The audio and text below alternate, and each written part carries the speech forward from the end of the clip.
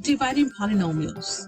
So on this one, it's going to ask which expression is equivalent to this. So what you need to do every time that it says equivalent, simplified, or even it was going to say divide, find the quotient of this problem, what you do is you're going to go over here, you're going to type in y equals divide. That way you can have a fraction.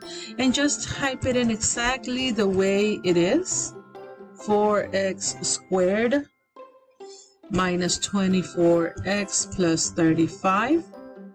And on the bottom, you're going to type in exactly with parentheses and everything. You do not take away anything. And then from there, we're going to start putting the answer choice as a number 2. So we're going to type in y equals and the answer choice. And so basically here, we're finding the exact same graph. So I'm just going to make this bigger just to check this one out. So if I click here, see how it is exactly right on top of it? The line just changes colors.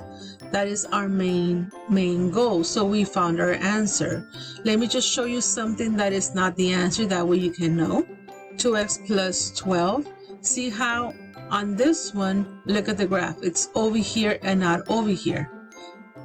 So as long as it's right on top of it, it's the same line but a different color, that is going to be your answer.